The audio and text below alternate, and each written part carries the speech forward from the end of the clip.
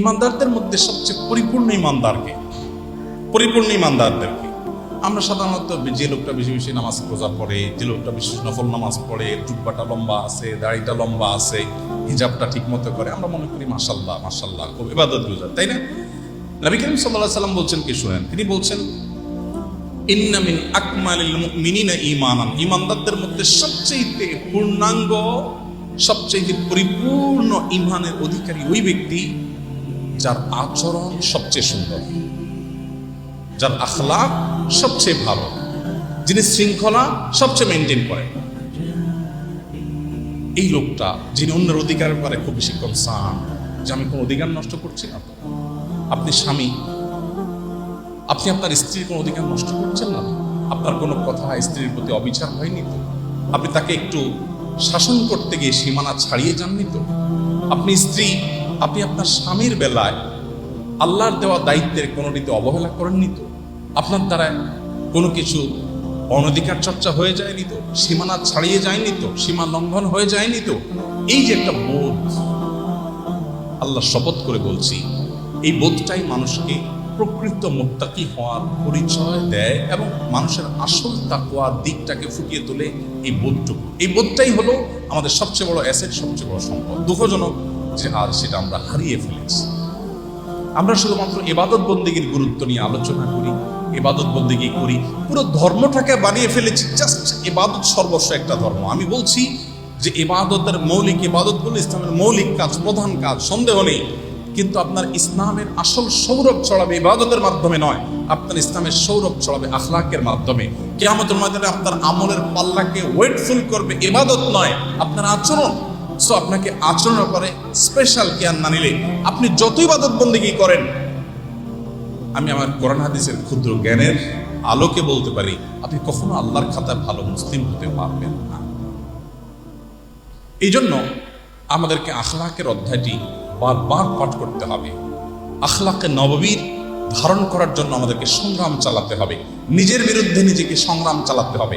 আমার আচরণকে সুন্দর করতে হবে। কেন আমি দুর্ব্যবহার করব? কেন আমি খারাপ আচরণ করব? কেন একটা মানুষের অধিকারকে নষ্ট করব? কেন আমি শৃঙ্খলার খেলাফ কোনো কাজ করব? কেন আমি ডিসিপ্লিন পরিপন্থী কোনো কাজ করব? আমাকে কেন পাহারাদারি করতে হবে? আমার জন্য কেন আবার পুলিশ নিয়োগ দিতে হবে? বা পুলিশের ভয়ে কেন আমাকে খারাপ কাজ ছাড়তে হবে? কেন সিসি ক্যামেরা থাকলে আমি ভালো আর না হলে আমি খারাপ হয়ে যাব? কেন? এটা তো মুসলমান হওয়ার কথা নয়। যে মুসলিমকে আল্লাহ তাআলা আখিরাতে তার জবাবদিহিতার বোধ দিয়ে দিয়েছেন, এর চেয়ে বড় সিসি ক্যামেরা কি? এটা তো আমাকে মনিটর করছে। এই ভয়, আল্লাহর কাছে জবাবদিহিতার বোধ, এটা তো আমাকে সারাক্ষণ তাড়িয়ে বেড়াবে। কিভাবে আমি একটা মানুষের অধিকার নষ্ট করব? ভাইরা আমার, নবী করিম সাল্লাল্লাহু আলাইহি সাল্লাম তিনি বলেছেন, ইন্নাল মুমিনা লা ইউদরিকু বিহুসনি খুলুকিহি দারাজাতাস সাইমিল কায়েম।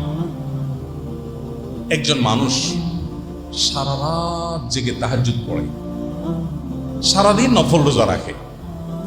আরেকজন মানুষ এত নফল রোজাও রাখতে পারে না, এত নফল নামাজও পড়তে পারে না, বাট তার আখলাকটা খুব সুন্দর, তার আচরণটা সুন্দর। নবী সাল্লাল্লাহু আলাইহি ওয়াসাল্লাম বলেছেন, শুধুমাত্র সে দিনভর যত কাজ করেছে, তার সহকর্মীদের কারোর সাথে রূঢ় আচরণ করে নাই, কারোর কোনো অধিকার খর্ব করে নাই, তাদের কারোর বিরুদ্ধে ষড়যন্ত্র করে নাই, মালিকের কাছে বা উপরের অফিসারদের কাছে তার বিরুদ্ধে মিথ্যা কোনো নালিশ দেয় নাই, তার বিরুদ্ধে ষড়যন্ত্রে লিপ্ত হয় নাই।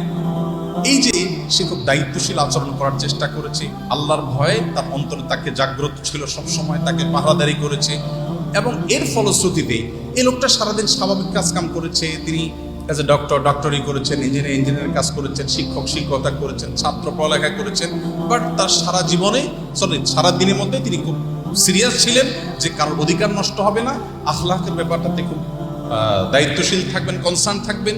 এই লোকটাকে আল্লাহ রাব্বুল আলামিন, ওই যে আরেকটা লোক যিনি সারাদিন রোজা রেখেছেন, সারা রাত তাহাজ্জুদ পড়েছেন, ওই সারাদিন রোজা রাখা এবং সারা রাত তাহাজ্জুদ পড়া মানুষের সমান মর্যাদা দিবেন তার স্বাভাবিক জীবনে শুধুমাত্র তার আখলাকটাকে ভালো রাখার জন্য। ইচ্ছে সুন্দর কি? কিন্তু আজ আমাদেরকে পশ্চিমাদের দিকে তাকিয়ে, জাপানিজদের দিকে তাকিয়ে, কোরিয়ান দিকে তাকিয়ে আমাদেরকে লজ্জা পেতে হয় যে তাদের আখলাক কত সুন্দর, তাদের ম্যানার্স কত সুন্দর। যদিও তাদের আখলাকের একটা দিক অত্যন্ত কালো, তাদের আখলাকের একটা অধ্যায় অত্যন্ত নিখোঁজ কালো। তারা একটা বিড়ালের জন্য হসপিটাল করে, তারা কুকুরের জন্য হোটেল করে, কোনো গর্তে কোনো বিড়াল পড়ে গেলে সেটা উদ্ধারের জন্য সৈনিক চলে যায়, হেলিকপ্টার নিয়ে চলে যায়। তাদের অনেক সামাজিক সৌন্দর্য আছে, but in the same time তারা ফিলিস্তিনে নিরীহ মানুষদের হত্যায় নীরব দর্শকের ভূমিকাও পালন করে।